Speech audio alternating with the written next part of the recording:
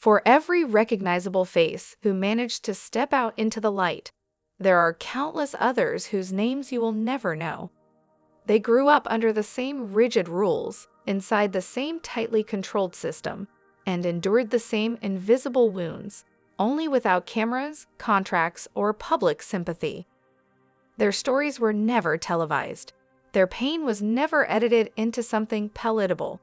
It remained buried, festering in silence. The public remembers the carefully curated images.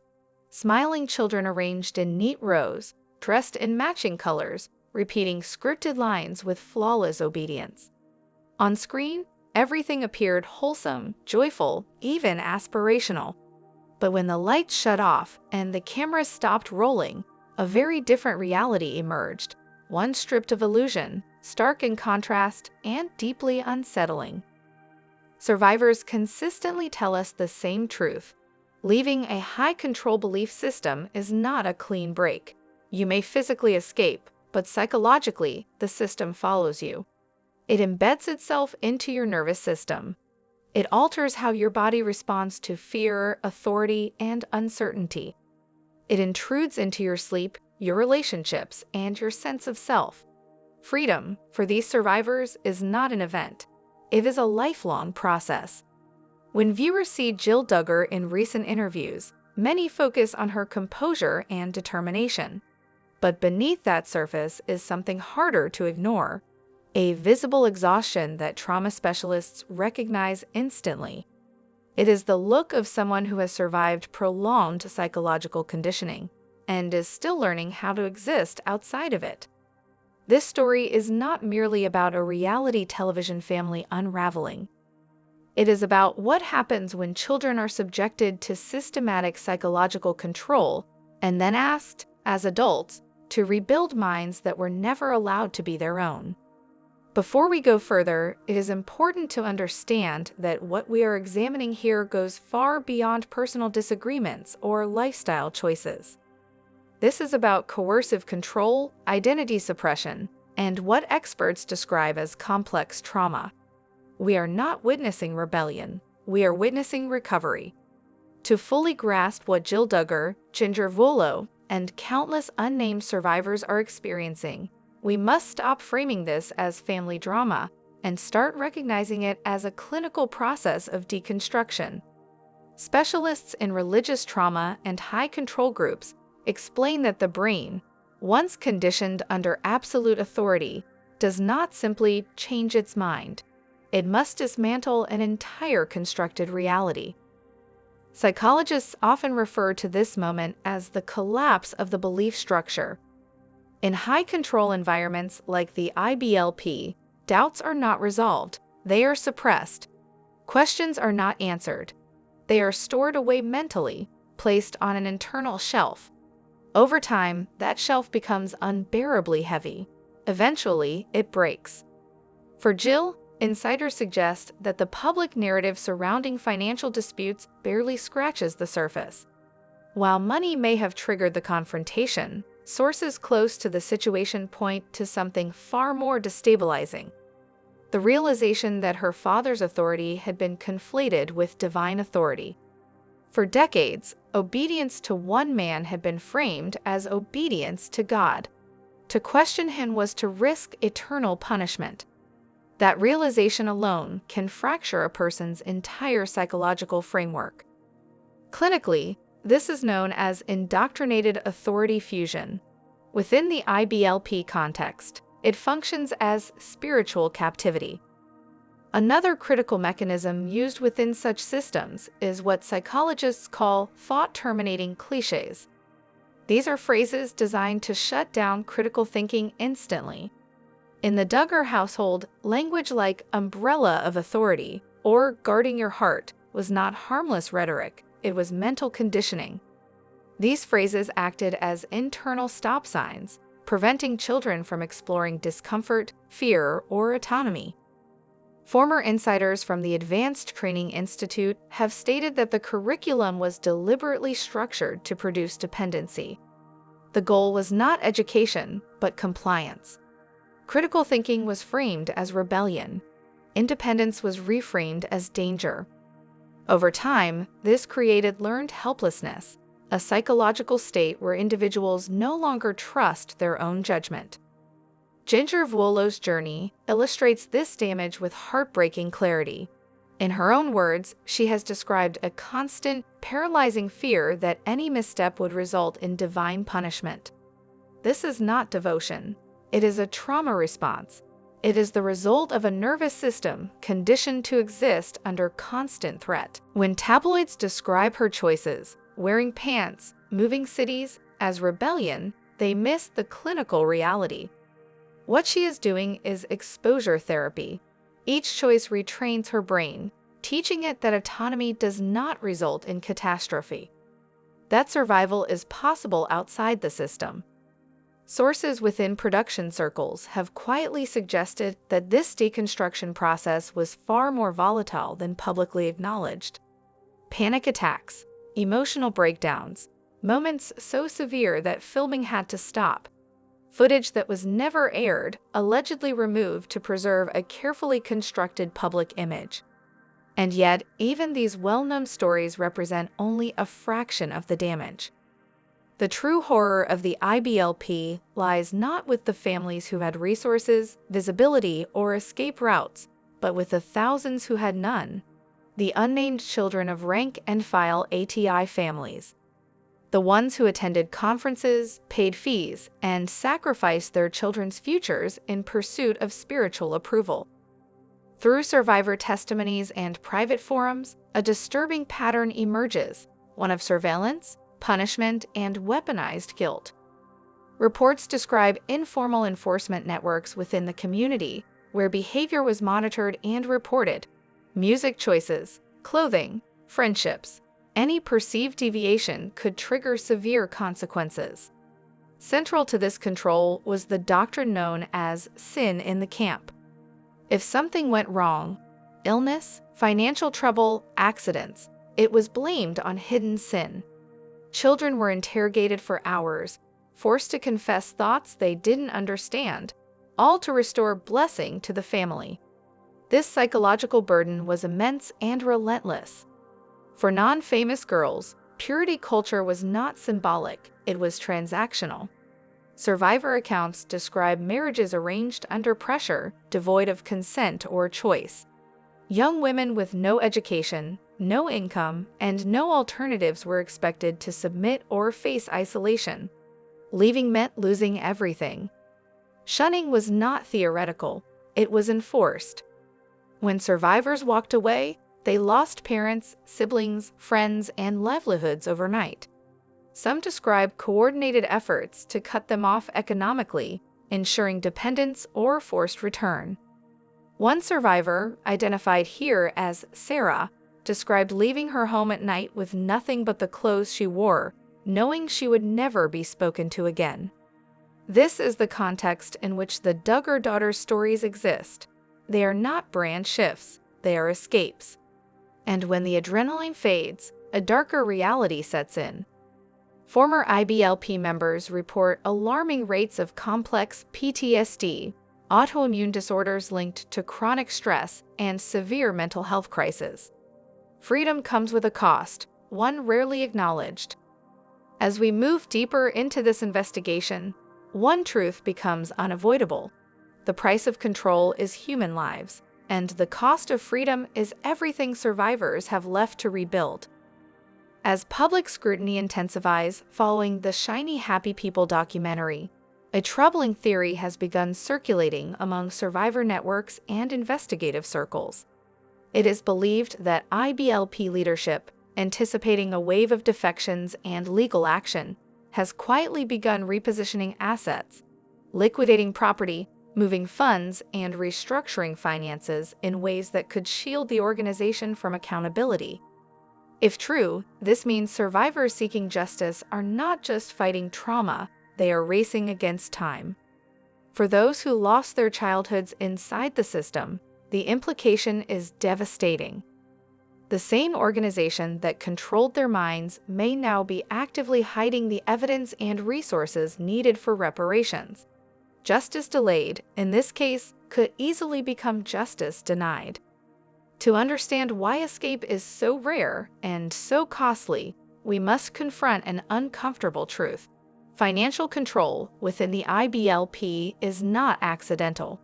It is structural, it is strategic, and it begins with education. What has long been framed as a parenting choice must be re-examined for what it truly is: educational neglect used as a weapon. By denying children accredited diplomas and recognized qualifications, the system effectively ensured that they could not survive independently. Without documentation, without competitive skills, and without exposure to mainstream society, these children grew into adults trapped inside an invisible cage. Former members describe leaving the group only to discover that they were unemployable. Young men recount working under the table for years, unable to pass basic job interviews or provide proof of education.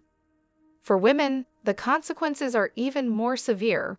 Raised exclusively for domestic roles, many were never taught budgeting, banking, or financial decision-making. Survival outside the system became a terrifying unknown. This is why Jill Duggar's lawsuit carried weight far beyond unpaid wages. It was not merely about compensation. It was about access to resources required to live. Most survivors never get that chance.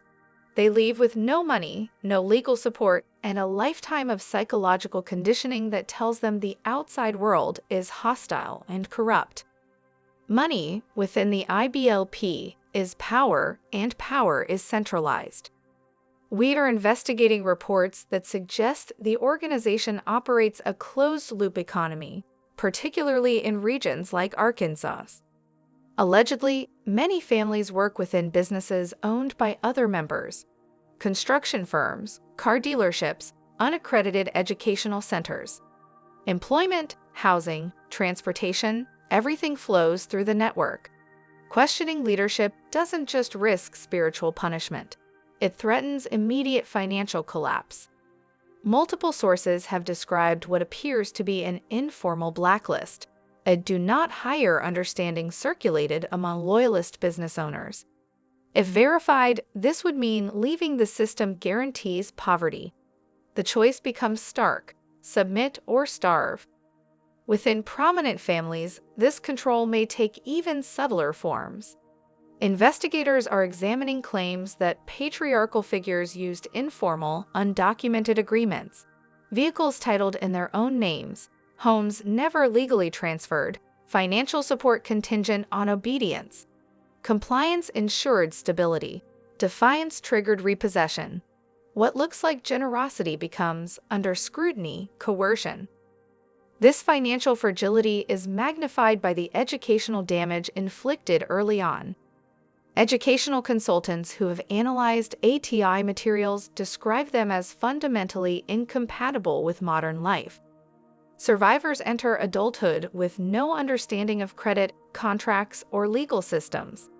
Experts argue this is not oversight, it is design. Dependency ensures control.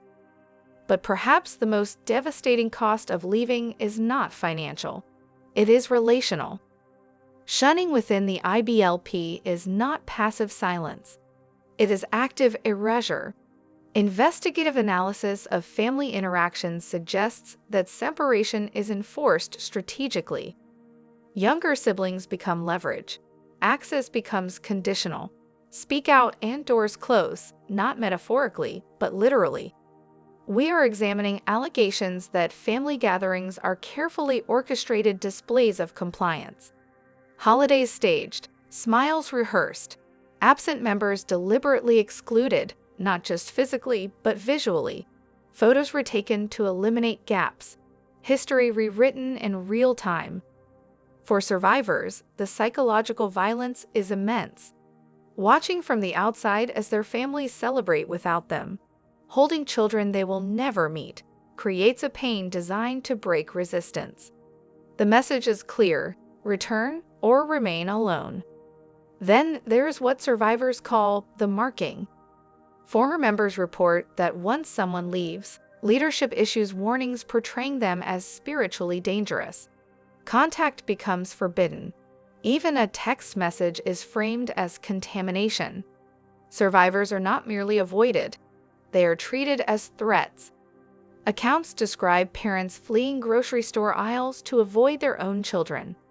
Friends crossing streets. Lifelong bonds severed instantly. The human cost of this isolation is staggering. And long after escape, the damage persists. Trauma specialists describe a pattern consistent with complex PTSD, a condition rooted not in one catastrophic event, but in years of chronic psychological pressure. Survivors speak of an internalized authority, a voice that remains long after the leader is gone. Shame responses triggered by clothing choices. Panic when making ordinary decisions. A body conditioned to expect punishment for autonomy. This is the hidden aftermath of control. We are now investigating an emerging and deeply concerning theory: systemic medical trauma within the group. Survivors report fear-based teachings that discouraged medical autonomy, framed illness as moral failure, and promoted suffering as spiritual purification. The long-term health implications, both physical and psychological, are only beginning to surface. What becomes undeniable through this investigation is that escape is not an ending. It is the beginning of a new battle against poverty, isolation, and a nervous system trained for fear. The price of freedom is not symbolic. It is financial. It is relational. It is psychological. And for many survivors, it is lifelong. Because the IBLP promotes faith healing and deep skepticism toward modern medicine, many survivors are now confronting a second, quieter crisis: bodies that were neglected for decades.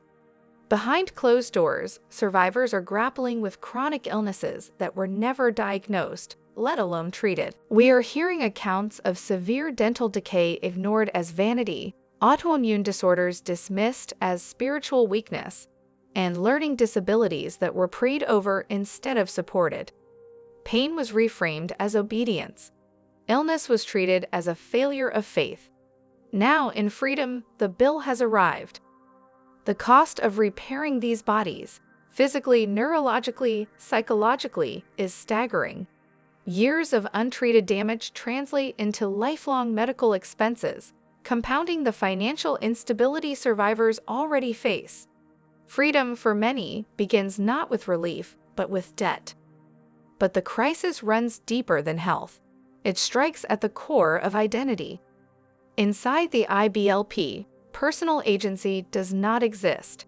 You are not the protagonist of your own life. God is the author. Your father is the editor.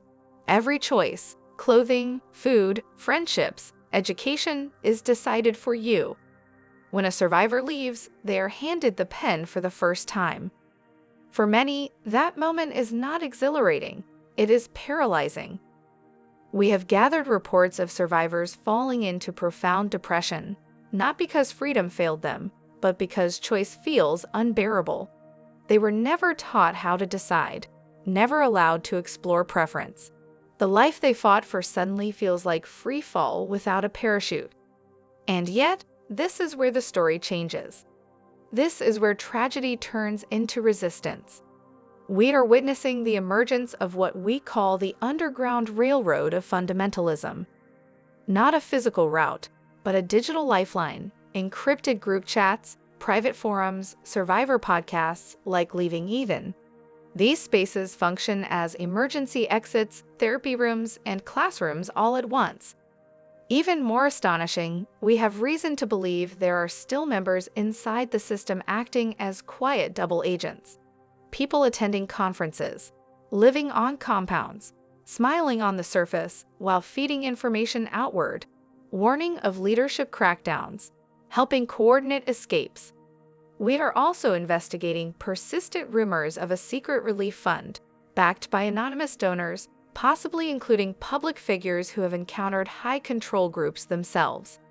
If confirmed, this fund provides legal aid, therapy grants, and emergency housing for escapees. If true, this marks a historic shift. For the first time, survivors have resources. For the first time, the balance of power is tilting. And alongside resistance, something even more dangerous is happening. Joy. When Jill Duggar drinks a margarita, when Ginger wears Nike Jordans, when a survivor posts a photo of their first Christmas tree, these are not trivial acts. They are acts of war. They prove the cult wrong. Survivors were warned the outside world would destroy them. That happiness was impossible without authority. And yet, here they are, thriving. We have documented these victories across the community. Women earning degrees in science and law. Men becoming stay-at-home fathers, dismantling patriarchal masculinity. LGBTQ+ survivors, once labeled abominations, building families rooted in love. These are not lifestyle changes. They are revolutions. At the center of this revolution is the counter-narrative. For decades, figures like Bill Gothard and Jim Bob Duggar controlled the story. They owned the pulpits, the presses, the television contracts. But the internet shattered that monopoly. Survivors are now dissecting wisdom booklets line by line on TikTok and YouTube, exposing historical lies, manipulation tactics, and psychological abuse. They are laughing at what once terrified them. We are watching de-radicalization in real time, but healing is not linear. Therapists working with survivors emphasize that recovery is not a destination. It is a daily practice. The nightmares may linger. The guilt reflex may never fully disappear. But survivors are learning to live alongside the trauma, refusing to let it dictate their future. When Jill Duggar enrolls her children in public school, she is doing more than choosing education. She is severing a generational chain. She is ensuring the trauma stops with her. That is heroism. Public witnessing has triggered a domino effect. Sources report plummeting attendance at IBLP conferences after Shiny Happy People and Survivor memoirs. Leadership is reportedly scrambling, rebranding programs, scrubbing sermons, dissolving names while preserving ideology. But it's too late. The survivors have the receipts. And now, the machine is adapting. We have received intelligence suggesting the IBLP is undergoing a covert transformation, splintering into shell nonprofits and secular-sounding initiatives. One internal codename keeps resurfacing: the Embassy. This appears to be IBLP 2.0, stripped of outward extremism, retooled for an Instagram generation, powered by influencer couples who never mention Gothard by name. This is the camouflage phase, and is the most dangerous. Which brings us to the next battlefield, the grandchildren. The Duggars have over 30 grandchildren. While some are being raised free, insiders suggest the patriarch has not surrendered the quiverful vision. We are investigating whispers of legal strategies aimed at securing access to grandchildren, regardless of parental defection. Even more chilling, alleged loyalty trust funds, accounts that unlock only if grandchildren attend approved ATI programs. Weaponized inheritance, compliance set on a timer. This is not generosity. This is generational coercion. As survivors fortify their children's futures, the empire responds with smear campaigns. We've observed coordinated online attacks, scripted accusations labeling escapees as bitter, greedy, or corrupted by media influence. This appears less like organic backlash and more like a calculated PR counteroffensive. But the survivors are ready. They were raised in psychological warfare. They learned survival before literacy. Now they are forming alliances with survivors from NXIVM, Scientology, and other high-control groups, sharing legal strategies and therapeutic resources. This is becoming a movement for cognitive liberty. Perhaps most surprising is the quiet awakening of the older generation. We are receiving reports of mothers, women in their 50s and 60s, secretly reaching out to estranged daughters, burner phones, parking lot meetings, whispered apologies. They are watching the documentaries, and for the first time, they see their lives not as obedience, but as loss. If this gray wave is real, the patriarchy collapses from within. So where does this leave us? With responsibility. We can no longer treat this story as entertainment. We must recognize deconstruction for what it is: a human rights struggle unfolding in American suburbs, a fight for autonomy, truth, and identity. The survivors are not broken, they are rebuilding. Every truth spoken removes a brick from the wall. Every shared story lets light into the corners where secrecy once ruled. This investigation continues. We are pursuing leads into nonprofit finances, labor practices, and potential federal oversight. We are not letting go. But today, we honor the survivors. Because the ultimate revenge against a high control group is not exposure. It is not litigation. It is a life lived freely. A steady voice, unscripted, saying, "I own myself." Thanks for watching.